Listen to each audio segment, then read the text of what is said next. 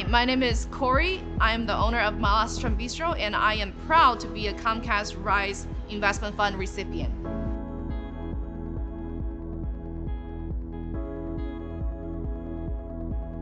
I opened Malastron Bistro 10 years ago after graduating college with the intention of bringing real authentic Sichuan cuisine to the city of Houston and introduce what mala is to the city, this combination of spiciness and the numbing sensation from the Sichuan peppercorns.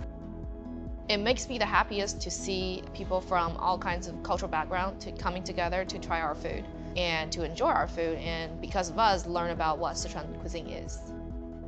This is our 4th location that we just opened at the end of last year, which is in the middle of the pandemic.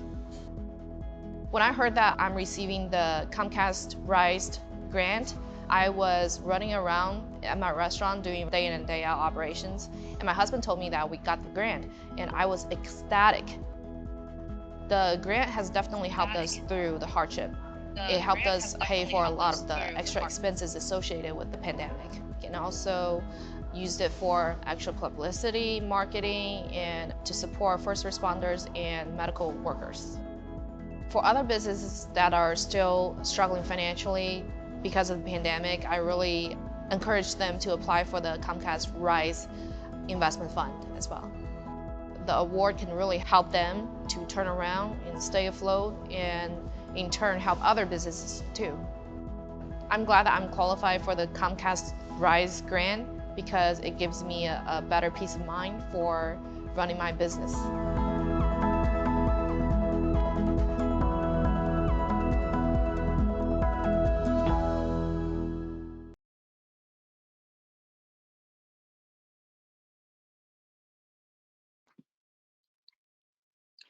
Good morning and happy Tuesday, everyone. My name is Reagan Yeldell, and I'm the Executive Director of the Comcast RISE program for Comcast Business, and it is my absolute honor to kick off this event today. The video that you just saw highlights a program at Comcast that we are so very proud of, the Comcast RISE program that was born out of the circumstances that we saw with the pandemic really impacting small businesses, and primarily small businesses owned by people of color. And so we're excited to have a great panel to talk to you today more about, diversity and equity in our communities, and more importantly, to kick off, the second round of the Comcast RISE Investment Fund grant, where we're going to be giving away $10,000 grants to certain businesses who are chosen to receive them. And so it is my honor to turn this over to Ashley Portero, who's going to be talking with a lot of local leaders today, so you can hear their personal stories, and what DE&I means to them in their communities and their businesses. So, Ashley? Good morning, everyone. Thanks for joining us today. So I'm Ashley Portero. I'm a senior reporter at the South Florida Business Journal, and I'm also the writer behind Miami Inno. Miami Inno is our sister publication that focuses specifically on South Florida tech news and entrepreneurship. So to start off today, I'm going to introduce our panel. We have a really interesting group of participants joining us, including Andrew Gonzalez, founder of Night Owl Cookies, a local chain here in Miami; Shakia Kegler, CEO of GovLea, a platform that helps businesses navigate the government contracting process.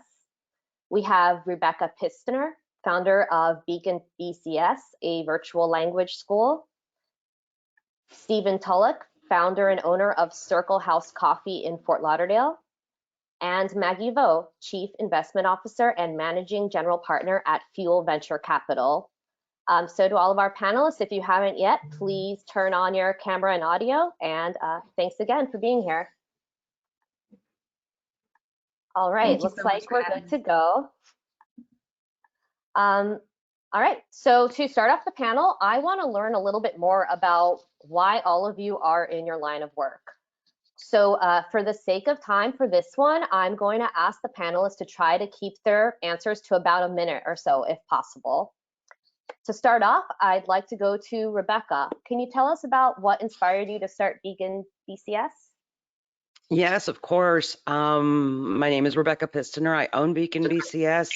I work with executives and professionals who speak English or Spanish as a second language and who have found themselves in the uncomfortable position of realizing that they're not actually equally eloquent. There's a little gap between their second language skills and their first language skills, and they're interested in recovering that gap. I was born in Cuba. I come from a migrant family and found that that was a skill that was missing in our household. And now I'm just glad to watch our clients succeed and our business thrive because of it. Great, thank you. I'm going to move over to Stephen Tulloch from Circle House Coffee in Fort Lauderdale. Stephen, what inspired you to start the Circle House Coffee?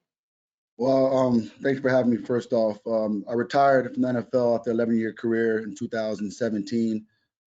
Missing the game, I wanted to create a brand that essentially, comes together from all walks of life, people from all walks of life. Bought some real estate in Fort Lauderdale, went to coffee school in Seattle, created the brand Circle House Coffee, renovated the building, created the first and only drive-through here in downtown Fort Lauderdale. And for me, playing the NFL, it's a unique situation where 1,600 players that play in the NFL, you meet from all across the world. And it's hard to find that platform. So to create a coffee shop where you can meet people from all walks of life, I think it's a unique feeling. And so to have that space at Circle House Coffee and the foundation, the Stephen Tulloch Foundation, to partner with Circle House Coffee to give back to local and global brands and foundations, it's a great platform to do so. So we created Circle House Coffee here in Fort Lauderdale. So I have to guess, were you always a coffee lover then? Yeah, so that's how I got through my career, is drinking coffee. As you know, the NFL season's a long season. So it's 6 a.m. at the office until 6 at night. So it's about 10, 12-hour days. So I was fueled on coffee. And when I left the game, I knew coffee was something I wanted to kind of continue to drink, obviously. But then again, be able to create a space where we can raise awareness for breast cancer, raise awareness for foster care, women abuse. And so every month or so, we team up with different organizations. Like this month, October being breast cancer, Florida Breast Cancer Foundation, we team up with them for our grand opening for our next location, October 30th. So this is a great platform to do so. Great, thank you. Let's move on to Andrew. What led to the creation of Night Owl Cookies? Hi guys, so I'm Andrew, the founder of Night Owl Cookies. I was in college, I was 20 at the time. Like most college students, I was lost. I didn't know what I wanted to do with my life. I was taking a trip and I saw this cookie shop up north, and we had nothing like this in Miami. I thought it was the coolest thing, delivering cookies till 3 o'clock in the morning. I thought to myself, we have nothing like this. I think I could do this, and I think I could do it better. Night Owl Cookies came to be back in 2012. I dropped out of college. I quit my job. Everyone thought I was crazy when I pursued this. Looking back, I don't regret one bit. We're about to open up our 5th location here in South Florida. Yeah. Fantastic. And for everyone who hasn't, you should go try the Ave Maria cookie from Night Owl. So Shakia, how did you end up starting Govlia, and what is the business?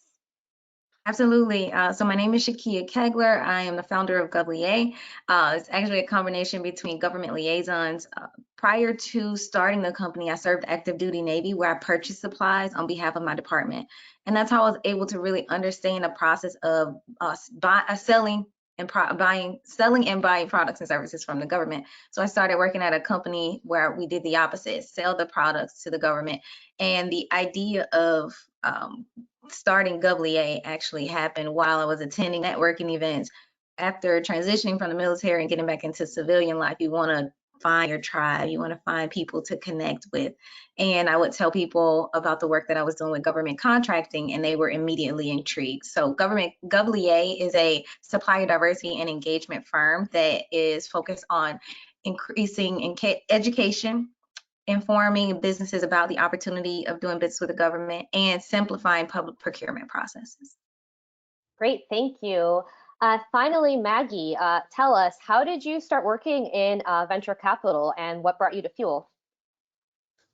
Thank you, Ashley. My name is Maggie Vo. I'm the Chief Investment Officer and Managing General Partner of Fuel Venture Capital, which is a venture capital fund based in Coconut Grove, Miami. We invest in technology companies on a global basis. I have been in the fund management business since I started my career, with experience in Vietnam, where I was born and raised, in Singapore, and now in the US. I was in the public market, and I decided to, leave the public market about 4 years ago to join, the private market, specifically venture capital, for two reasons. One is to help my investor, my clients, to gain access to, an early stage investment opportunity in technology companies to gain, exponential returns. And on the other hand, I want to use my experience and skill set to help founders to build company from idea to exit. Great, thank you so much. All right, let's move on. So as all of us know, the COVID-19 pandemic has not been the only major event of 2020 and 2021. There's also been a larger spotlight on the fight for racial justice and diversity inclusion in education, business, and more. So the stats show that women and people of color are underrepresented among South Florida's tech workers specifically, and in some other sectors as well. Shakia, I'm wondering, what do you think businesses can do to boost diversity in hiring and close that gap in tech? Absolutely. So I think the first thing we need to do is look at the current barriers in your hiring process and how do they fluctuate and vary based off of different economic and socioeconomic groups and challenges that they are facing. But also looking at it from the aspect of many business or many personnel that are looking to get into tech, they're looking to start at what levels. Many of the requirements for jobs are, maybe you need to have a bachelor's degree or all of these different requirements. How do we increase access at a lower level, not a lower level? How do we increase access to really allow businesses to, personnel to get more on the job training? Because everything is, in the process, you're going to have to learn while doing. And I feel like looking at it from how do we provide more externship opportunities? How do we work with organizations who are already tasked with locating diverse talent? How do we increase our focus on technology and entrepreneurship and work within the community to help people while they're coming up? There's an opportunity to start early, get in with communities while people are graduating from high school and really trying to figure out what they want to do. Right now, college is very expensive. So an option for people to get into the world of technology, that provides a huge, avenue for big people in diverse backgrounds. And I would just end it there. Great, thank you. And I just wanted to let everyone know we have one more panelist joining us. I believe her camera is off, but with us we have Tracy Duong, Project Manager for Partnerships and Corporate Impact at Eureka. It's a tech company that helps entrepreneurs grow and scale. So welcome, Tracy. Thank you for joining. Thank you, and I shall remain as a ghost so you can just picture what I would look like. How about that? But thank you for having me. It's a pleasure to be here. Great. So let's see, I'm going to direct this question to everyone. I'm wondering, how can stakeholders ensure local business owners, especially from diverse backgrounds, aren't left out of the gains that we're seeing right now in South Florida? There's been a lot of spotlight on business and tech here. There's a lot of growth. How do we ensure that that benefits everybody? I'm going to actually direct this one first over to Stephen.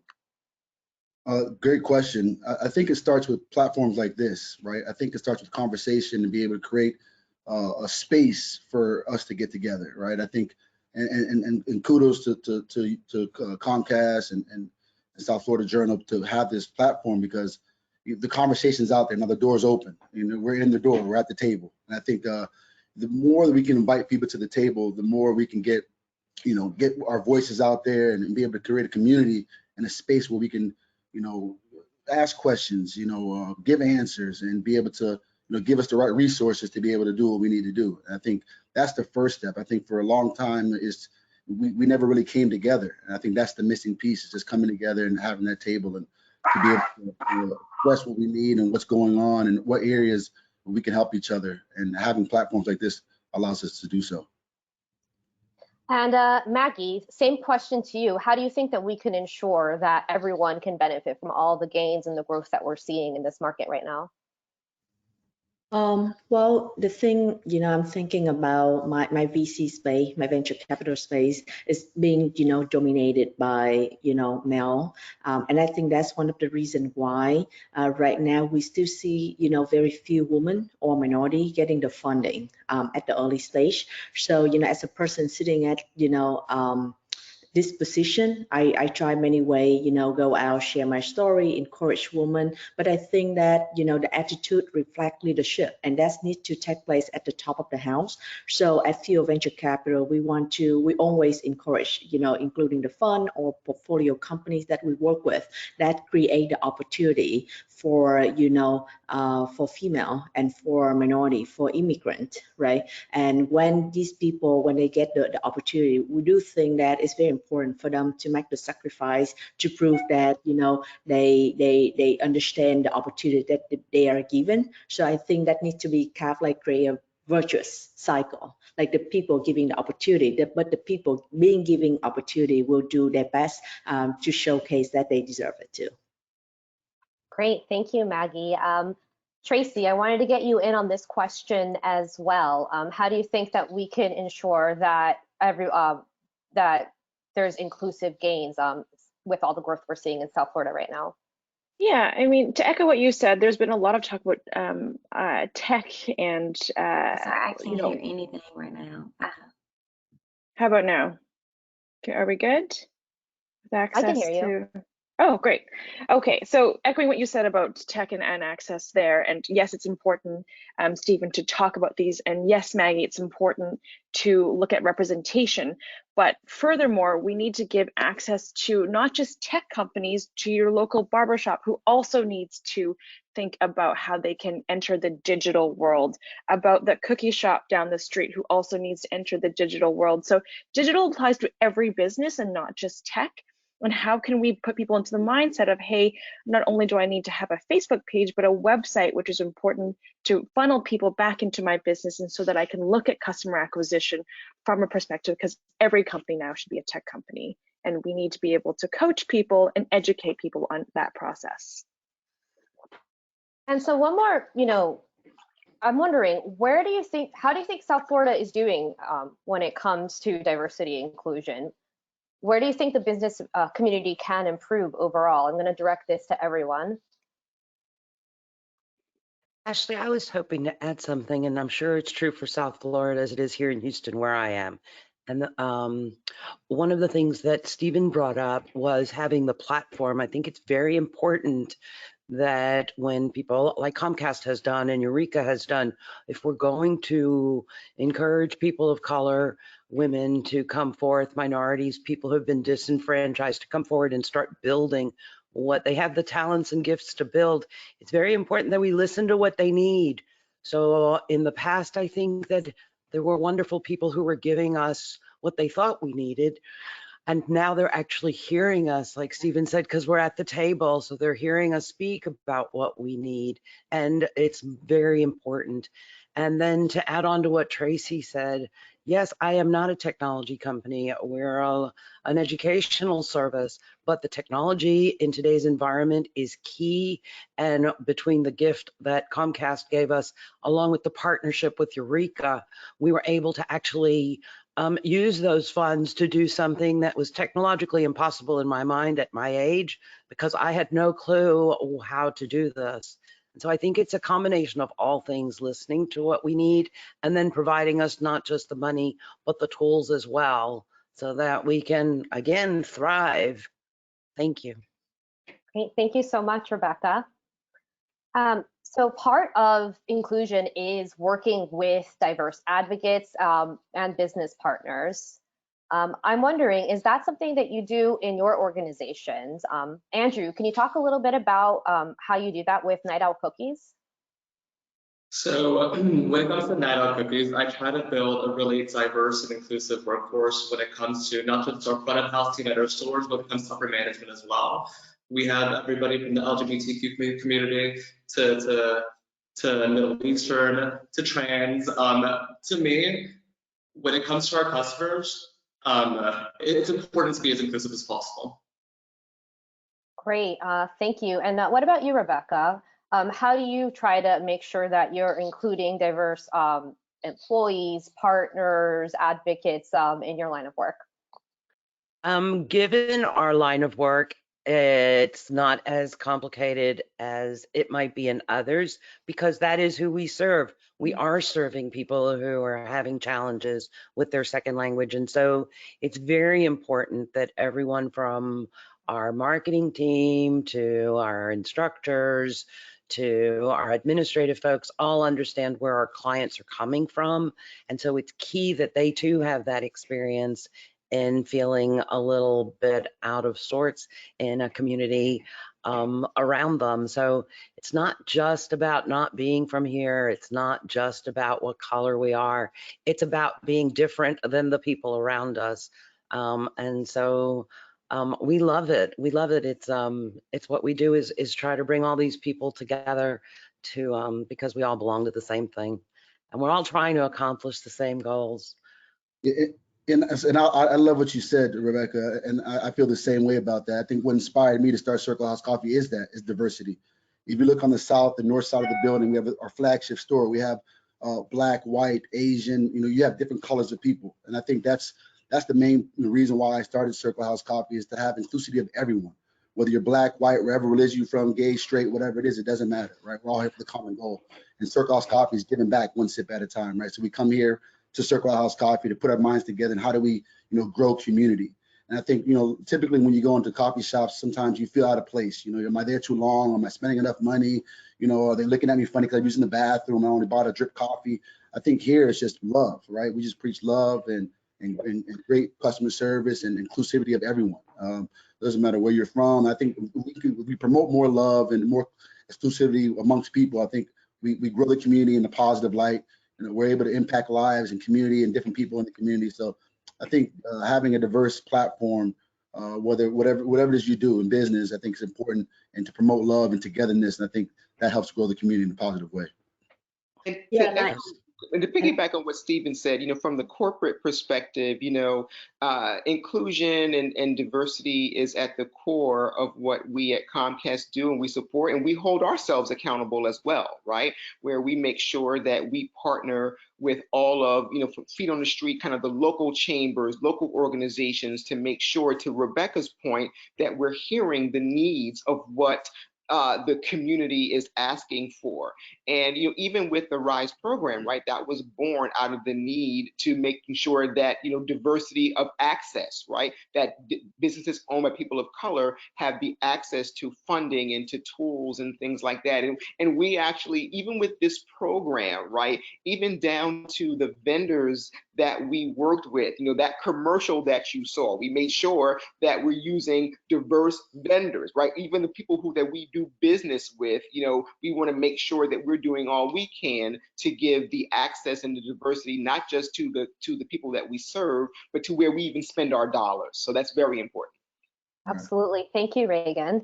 And one thing I just want to add to that, right? I think diversity is something make me feel very proud to be at Field Venture Capital, because that Field Venture Capital, 2/3 of the VC fund in the US has no female partners. So we're very proud on the other side that, having the female partners. And also it's kind of like ironic, but minority in our fund is actually white male. So, when the team comes together, we're from different backgrounds, and when we discuss something, I think that the conversation is very rich. And also, we believe that people normally, decide funding or write check to invest in people similar to them.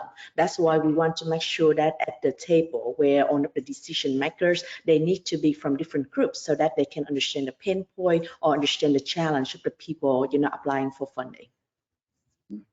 Absolutely, really good point. Sorry, I wanted to piggyback just before we moved on to the second half of that question, and that focuses on where we can do better as a community. And I love the fact that we're focusing on diversity and inclusion. I think one thing that is commonly done when we have the conversation around diversity and inclusion is that we group every diverse group together so that the numbers look better. And I feel like that's one thing that needs to be stopped. We need to be able to collect the the correct and the accurate amount of data. So that way, when we're reporting numbers, it's easier to figure out where the issues lie when working with a specific group of diverse, well, group with someone from a diverse background. Because we all know that, you know, supplier diversity, equity, and inclusion is not a cookie cutter situation. There's no one size fits all to this solution. So I feel like, one, we need to do more research and collect more data, so that way we're reporting properly and not giving off false sense of things are so much greater now. I think that is, you know, one area that we can improve. And just jumping off that, what kind of data do you think needs to be collected? And just try to keep that to about 30 seconds or so if you can. Ashley, you limited me today. No, I'm just kidding. But no, absolutely. When it comes down to, you know, Maggie spoke about it, VC firms investing in women-owned businesses, in Black-owned businesses, in Hispanic-owned businesses, making sure that we're breaking the data down to the very integral parts to where we can actually identify which groups we're not working with. Is it the LGBTQ community who is not being represented? Is it, you know, being able to really pinpoint where the issues lie in that in these different areas? Because if you don't figure out where the true problem is, you can't solve it. And instead of saying we've invested $500 million in diverse founders, that can mean anything. When we're really speaking it in a grand scheme of things, we really need to, you know, ask for the information that really counts, that makes a difference. Because, you know, a high level overview, it only goes so far. Statistically, you break the numbers down and, you know, 5% of those businesses were, well, only 5% of those businesses were owned by women, or only 2% or 0.01% were actually minority or Black-owned businesses. So really being able to take the information so that we can dissect it to figure out what the issues are and how do we reach communities that we're not successfully touching. Thank you, Shakia. I'm gonna move on a little bit to a different topic. So a lot of us, not everyone, but a lot of people are still working from home as COVID continues. With in-person connections being so important to businesses, you know, meeting partners, finding customers, what is your advice to businesses that are looking to connect, to find mentors, partners, investors, customers, and more right now? And Rebecca, let's start with you. Our services used to be completely face-to-face before COVID, and we had an online, a virtual classroom platform because our clients traveled, and so we were somewhat familiar with using it, but it wasn't where we were centered. With COVID and moving everybody online, I have found that we can do whatever we need to do online in our particular case. And actually, my clients enjoy it more. As the business owner, as our salespeople will also say, we're not spending 15, 20 hours on the road going from client to client. Our instructors used to spend 10, 15 hours on the road every week, moving from client to client. We've actually been able to save that time so that I personally can actually work on my business and our instructors can actually take on more clients. The challenge we felt as a company when we moved online was marketing.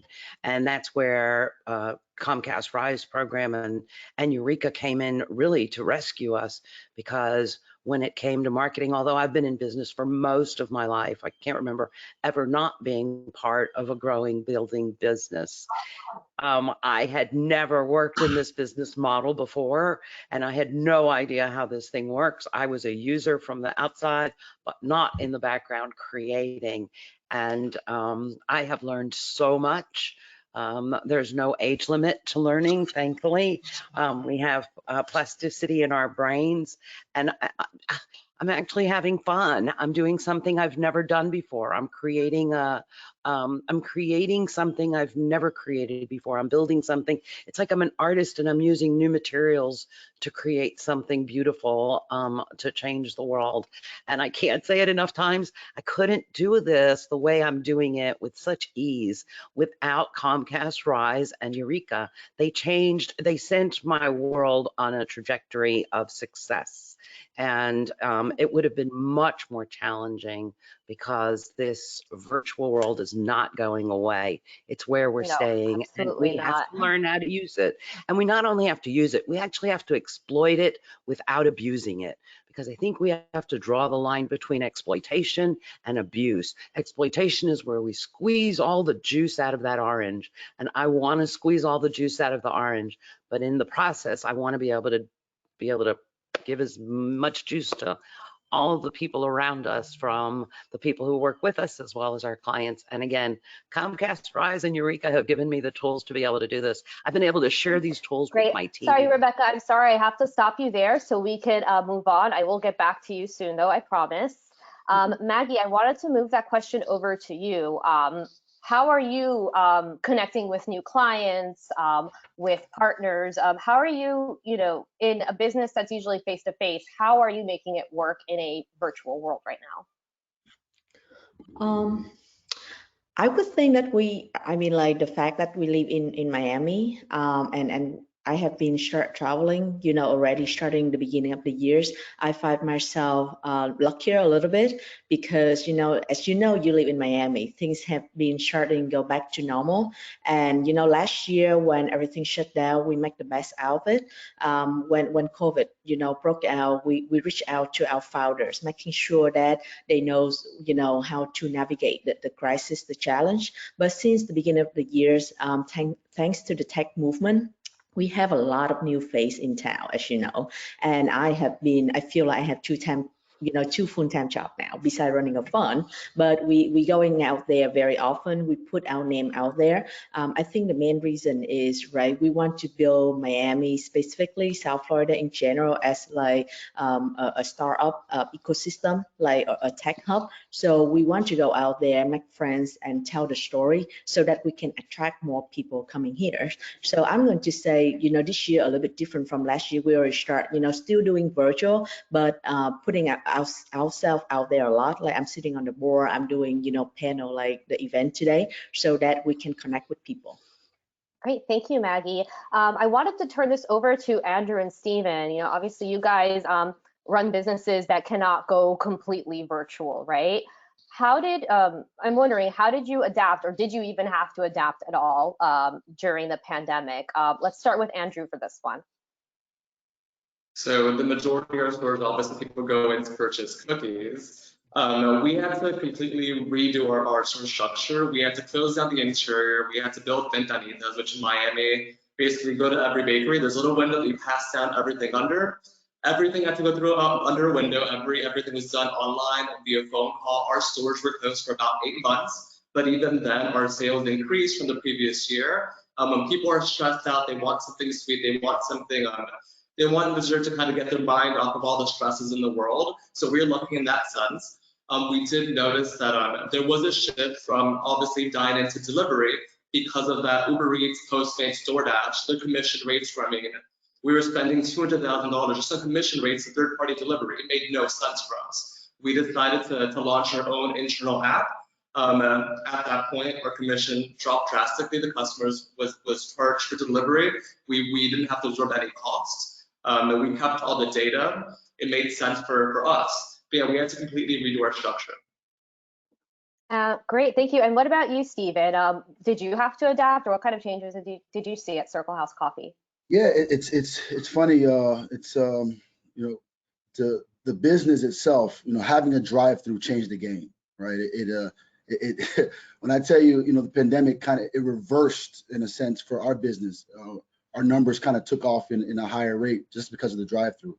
We had lines down 3rd Avenue on a constant basis. So we closed the interior of the building, obviously with COVID restrictions, and we just kept our drive-through window open. So we didn't have to fire anybody. Everyone had hours. We opened up longer hours just because the lines were longer. People wanted to get food still. People love caffeine, and we had a safe way to do that through the window. And it prompted us to really evaluate the business. This is the business, right? The drive-through is 78% of our business. We know without having an interior, we can still operate our business from the drive-through. It prompted me to purchase another property here off Oakland Park Boulevard in Andrews to create our second location, with the drive-through. Knowing that, if things were to ever happen this way, where the pandemic comes back or something happens, that we know that people still love caffeine, they still love coffee, food, and we can provide that service through the drive-through, whether it's Uber Eats, as you mentioned, Andrew, your own mobile platform, which we have at Circle House Coffee, our own app. You know, you can still gather that food and through the drive-through at a safe space. So having the window for us really solidified the business to sustain long term, and knowing that we have that fallback on if we have to, you know, close the interior of the building. Thank you, Stephen. So Maggie had touched upon this earlier when she was talking, but I wanted to bring this up. You know, obviously we've seen a huge influx of capital coming into South Florida, going into tech startups, but other businesses as well. More investors and VC funds are coming here. I'm wondering, do you expect that pace to continue, and for how long? And I want to start with Tracy for this one. Tracy, are you there? All right, I'm gonna move this over to Maggie then. Maggie, do you expect this pace to continue, and why? Well, I just want to give some statistic here, right? I mean, thanks to the recent tech movement, you know, venture-backed company based in, you know, Greater Miami raised about $2 billion in last year, according to Crunchbase. And if you do the math, it's about 71% increase in funding compared to the year before. And as of this year, we already seen, you know, we attract about $1 billion, which is about 30% increase in funding compared to last year. So I find a very positive result. But I do think that, you know, this trend cannot just last on its own. And right now, at this moment where I sit and the activity I have been involved, I think that right now it seems like there are more founders who are, you know, moving here, calling Miami or South Florida as their home, compared to the number of check or the increase of check size from the fund, you know, moving to Miami. And I just think that, you know, if we cannot balance it out, and if those founders cannot find fuel to move their dream to the reality, they will eventually go somewhere that they can find fuel. So at Fuel Venture Capital, we invested about $50 million in South Florida companies, but for most of the company, we let the route. We have not seen many investors, like new one, joining the cap table. So I do think that if we want to capitalize on this opportunity right now that we're seeing, we need to have the new community of investor or the funds moving here, not just moving here, but they need to get behind the momentum in a big way. And on the other side, you know, the founders who come here, they need to build more success story. They need to hold themselves to a higher standard so that then they can raise big round and get big exit. And I think if we can do that from both sides, the founder side and the investor side, that's how we can keep this trend keep going. Great. And Shakia, I'm wondering, you know, as a founder in this market right now, and a founder in tech specifically, what kind of opportunities are you seeing, or what are you hoping for? In all honesty, I haven't, you know, I stopped going out for capital, you know, early this year to focus on transitioning and scaling back our business, to really focus on more educational aspects of it. So I've been to a few of the networking events. It seems as if the community is really gathering around the, you know, influx of money or people coming here. But I think you also can now see where that slope is coming, basically, where it's starting to die out as well. So to Maggie's point, you know, we had a lot of founders, we had a lot of business owners, we had a lot of founders, but we had a lot of investors come here as well. But, you know, it really just depends on how the ecosystem is set up for it. And then also, how do we continue this after these people leave and go back home? After they've stayed here and enjoyed the sunny weather for a while, how do we continue this after they go back where they came from? So I think that's the most I can add to that. Okay, great. Thank you so much. So I have a question I just want to open up to everyone on, you know, the panel. So we were talking a lot about diversity, innovation. I'm wondering, what do you think the future of innovation, of business, what kind of opportunities do you see in South Florida or in your market moving forward? Anyone want to start with this one? What kind of opportunities do you see specifically in your market? I think there's oh, go ahead. I'm sorry. I mean, all I was going to say is, not being able to pinpoint anything specifically, but I just think, the pandemic has showed us is that, necessity is the mother of all invention, right? And you hear all these stories from Rebecca, from Stephen, from Andrew, from Shaquille about how they've had to pivot their businesses as a result, and in many cases they're thriving, right? And that's innovation talking, right? Whereas, and it's not a binary choice. It's not as if, oh, okay, well, once things calm down with the pandemic, we're going to go back to the way things were. No, this is an additive, right?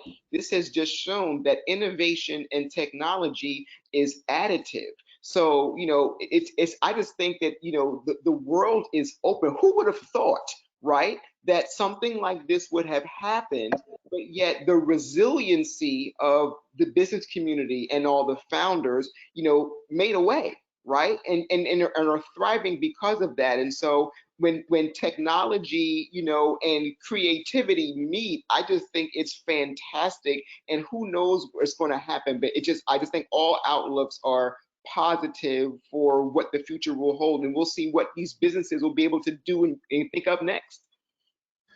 It couldn't have been said any better. To piggyback off of that, I think a lot, especially millennials nowadays, with social media, people, there's more entrepreneurs probably than we ever had, right? You talk about social media platforms that go on there, create a brand and do e-commerce. You talk about people investing in Robinhood and different platforms, Bitcoin. I mean, it's endless to how much opportunities out there right now. I think the pandemic really taught us that, obviously virtual, working from home, being able to dial into different areas, concepts that we thought of before, now we can actually act upon because we have time to do so. We're confined to our homes, create a lot of opportunities for a lot of people. And you can see now people are coming out with new shoes, new clotheslines, new products. E-commerce is at an all-time high as we speak.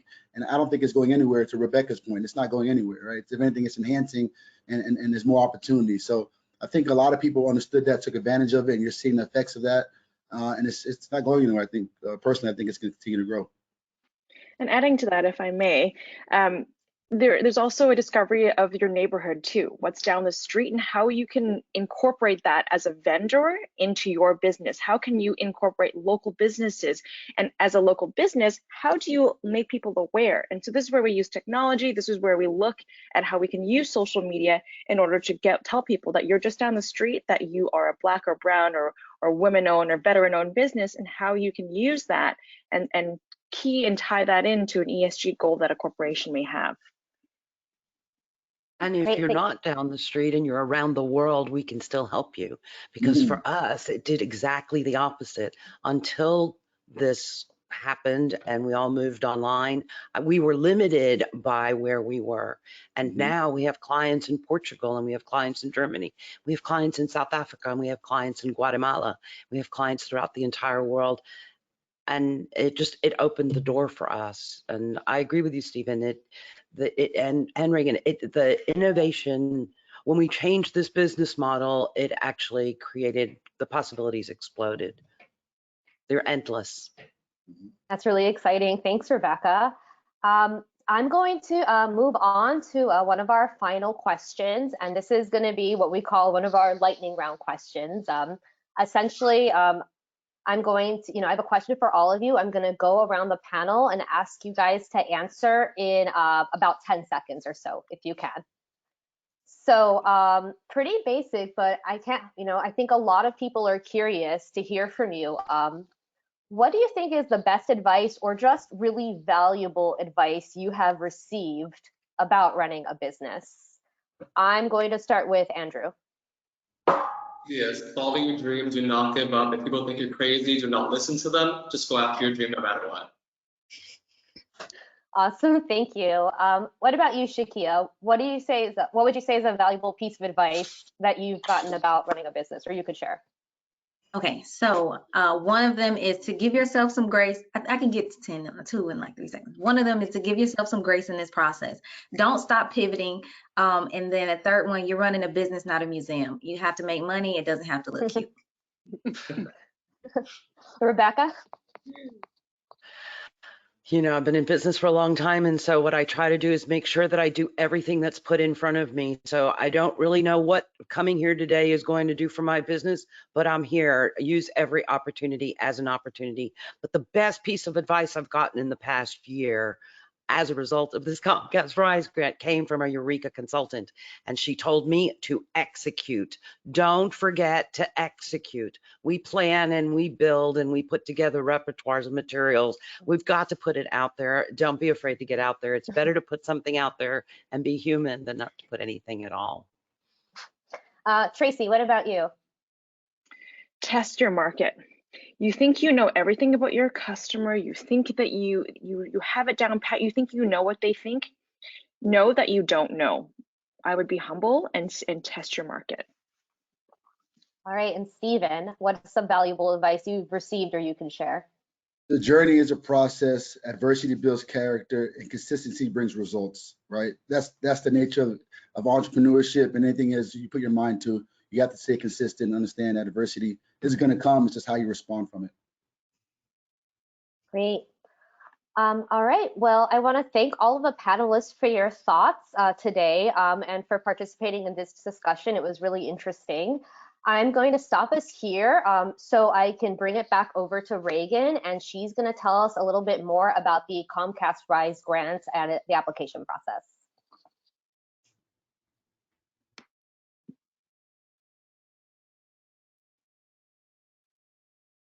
Okay, so again, this has been all great discussion, and I'm actually going to steal a phrase from Rebecca: use every opportunity as an opportunity. I like that. And so basically, this is another opportunity, right, that we are presenting. And so we're very excited to talk about the launch of the grant process for Comcast RISE. And so I encourage all of you who are listening, if you are a small business, owned by a person of color, go to ComcastRISE.com and read all about the program, the grant process, the core process for technology and for marketing support. But on the top of the window, you will see a bar that says investment fund, and then there's a whole bunch of eligibility requirements that you can read to make sure that you apply, and then click apply now. Once you click apply now, it will actually go to another screen. If you can advance the slides.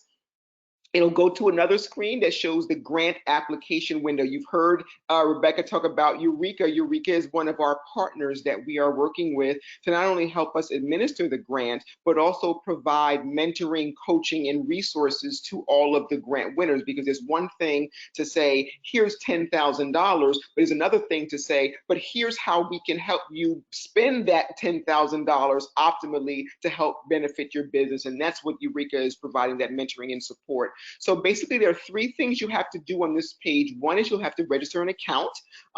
Two, you'll get an email asking you to validate your email address. And then once that happens, you can click apply in the top right and then apply for the grant.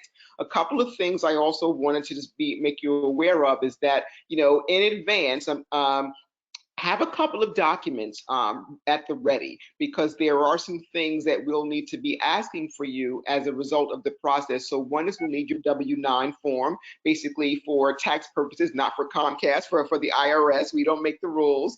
Also, either your social security number if you're a sole proprietor, or your EIN if you're as a corporation, because we have to run background checks. And then also have one of the following just to show that your business has been established for at least 3 years. So your incorporation articles, your business license, something like that. So just have that kind of tips and tricks, have those documents at the ready, because you will be asked for things pertaining to those documents. But basically, I just want to say thank you to all of you and encourage all of you to either apply or also refer someone you know. One of the other things that we talked about here is leverage your network. And we talk about, I think it was Stephen who mentioned, the platform. And so each of us, if we're, even if you are not a small business owner, I'm sure you know someone, right, who could benefit for something like this. So we would ask all of you to dig deep, because we want to make sure that we can impact as many businesses as possible.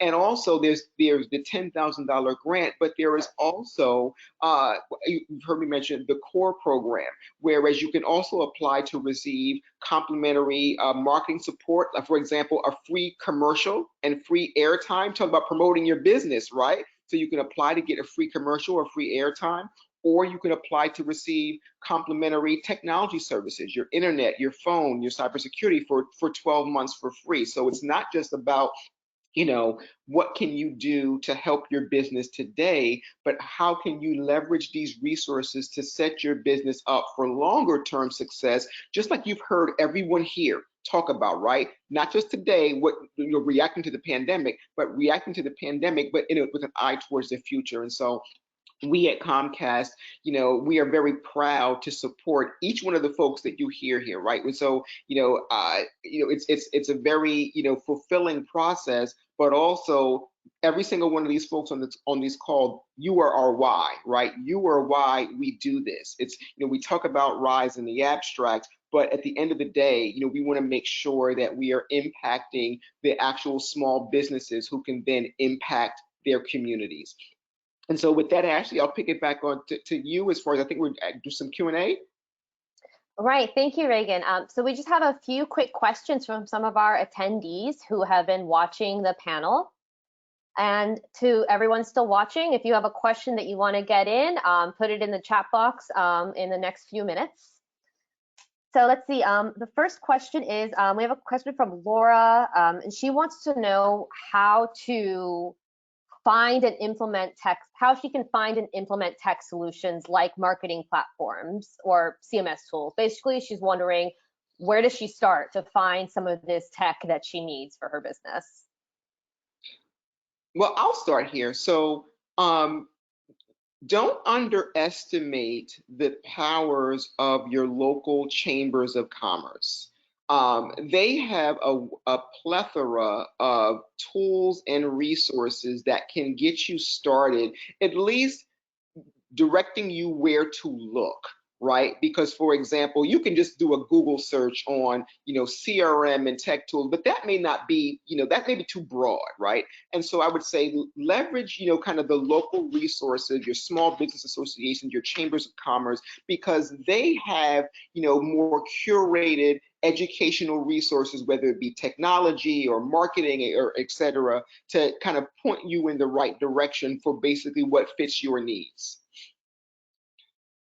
Got it. And another follow-up was, and I think this is a big topic among businesses, she's wondering, how can she find good candidates for her businesses, strong hires? So I guess I'll ask you guys, what are you doing in your own businesses to find strong candidates when you're searching for talent? It's very hard. I'm sure it's been one of the hardest couple months, and I'm sure Steven's going to the same thing right now. A lot of interviews. And be prepared for a lot of interviewees to not even show up at this point. It is wild. Wow. Yeah, we had 2 not show up today, so trust me, I know all about that. It's very hard. I think you have to be creative, right? You have to have we have to offer incentives, incentivize people to come in the door, incentivize people to stay over a period of time, whatever that structure may be. But as you can see, the workforce has kind of shifted a little bit, right? So, you have to provide something added value for people to want to be a part of it. It's no longer just come on in and start tomorrow. It's come on in and, if you achieve these things or accomplish these things, this is what it could be. But I think incentivizing people and having a platform to do so, I think is important. I want to add to it just in case, because I know both Stephen and Andrew have like people they need to have on site, but we are completely remote. So when it comes down to, it really just depends on what do you need personnel for? And then also, do you need to hire someone full-time? Are you in a position to where you can hire someone full-time? And then also leveraging different platforms that you can use to find different freelancers as well. So starting somewhere, especially if you need to still get those systems in place and also figure out what technology solutions you're going to use to automate, I would say start start out with someone who's freelancing, or start out with another company that you can work with. For example, and I work with a company who has virtual assistants. So start out with a small business that you can work with and leverage a connection with them as well. So that would just be my point based off of what industry your business is and if you need to have people on site or virtual. For us, the key, I think, has been, and we also work virtually as Shakia does, is communicating our passion for what we do was very, very important, because that's who I want sitting at the table with us, are people who are passionate about what we do. And also expressing the infinite game. I don't play a finite game. I really am playing an infinite game. I expect to leave a legacy, not to leave tomorrow. And so I need for other people to come to the table knowing that we're playing an infinite game, and then their goals and the rewards for their efforts are infinite as well, and not as tied to anything specific. We can be more creative about how it is they're rewarded. Mm-hmm. Thank you. And I just got another question. There's an attendee who wants to know, how do you guys, with your businesses, how do you give back to the community, or how do you just even participate in the community? And I want to start with Stephen for this one. Oh, okay. So for me, I started the Stephen Tulloch Foundation a year after I started my NFL career in 2007. And so when I finished my career, I wanted to implement my foundation into my business. The NFL supports me on a year-to-year basis, donating to my foundation. And so with those donations, I tie it to Circle House Coffee, and we give back to different charities and initiatives on a month-to-month basis, whether it's Cuba, the school that I built in Jamaica in 2017, local communities, Bennett Elementary Schools, breast cancer societies, women in distress, 4Kids, foster care. I mean, we deal with different sectors of people. I think it's important to have your why and your purpose a part of your business and your community. I think that helps grow the community. It helps affect a positive effect on community. And we do that. We raise money. We partner up with Money Swims at different law offices around the area, month-to-month basis. We tie together. We donate. We raise a lot of money, and we push it back in the community. I think tying people in the community to your mission helps grow community at a faster rate if you're transparent in what you do, right? You got to show and be transparent, and the dollars are going here, we're affecting change here. I think when you do that, you create a brand, and people want to be a part of that and want to support that, and that's what we do here at Circle House Coffee. Thank you. Anyone else? Oh, Shakia, please go ahead. I was gonna say, yes, we actually started a nonprofit called Code to Eat. So what we end up doing is deciding to create this platform to teach young people at an early age how to leverage technology to create their own economic opportunity. So it's Code to Eat, and we've done courses, we've done trainings with kids, youth from age 16 to 18, and then we've also done some from age 8 to like 12 when I went back home to St. Petersburg. So just teaching young people how to leverage the tools that we have that are available. So that's something as simple as using Canva to create designs, and then going to Printful to start your own t-shirt line. And it's so cute because the kids, like, they have their shirts for like $30. They want the maximum amount of money. So yeah, we do that, but also I serve on board a nonprofit called Operation 120 that focuses on helping homeless and at-risk women veterans.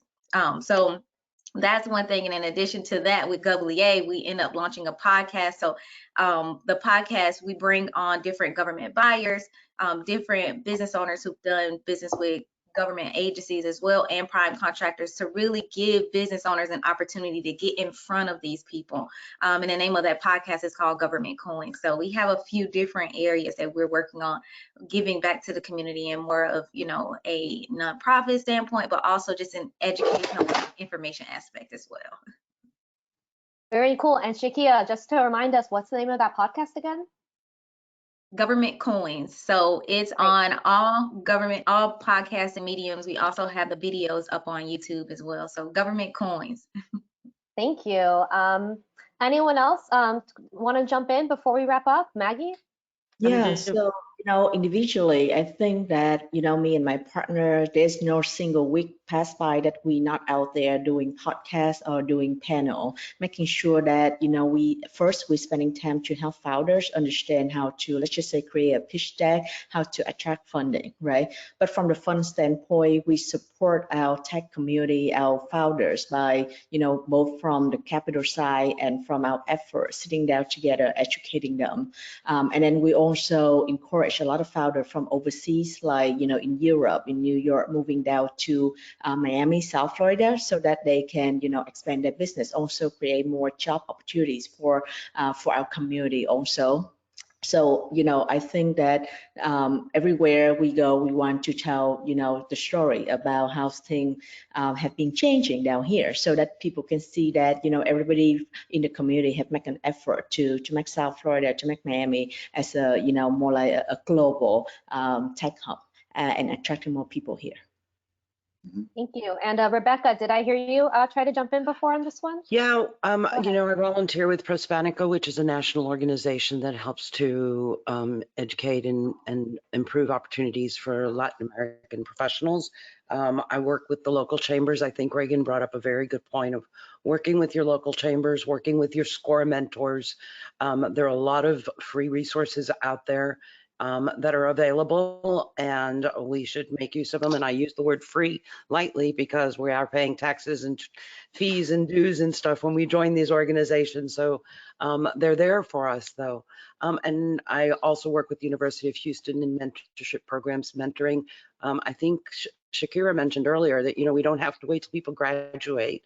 We can start mentoring them when they start the university so that they're choosing the field that's best for them. Not everybody's meant to be an entrepreneur, but not everybody should be looking for a job either. So helping them figure out what they want to do so that they can be the best of whatever it is they are. But I think the most important thing that I do personally is I love to connect people. So as I'm networking, I may not have a need for delivery of cookies, Andrew. I can't eat that much sugar. But that doesn't mean that if I didn't know somebody who needed something like that, that I couldn't connect them with Andrew. I might not have coffee. I don't live in Miami, but I've written everyone's name down, and there's still resources that somebody else might be able to use, even if I can't. And so I think that that's key, is let's keep connecting each other, because we all have a bucket of resources that we're not using. Great. Thank you so much, Rebecca. And that's actually all that I have for you. So once again, I want to thank all of the panelists for joining us today for this conversation. We really appreciate you taking the time, and it was just really fun to connect and talk to you guys. So thanks again, and hopefully we'll be able to connect again soon. Thank you, Ashley. Thank you, Thanks Comcast RISE. Well. Have a great day. Thank you, Eureka. Have a good day. Great. Thanks, everyone. You guys are Thanks for awesome. having us. It was nice meeting everyone. It was nice to meet you too. Thank you so much. Bye-bye.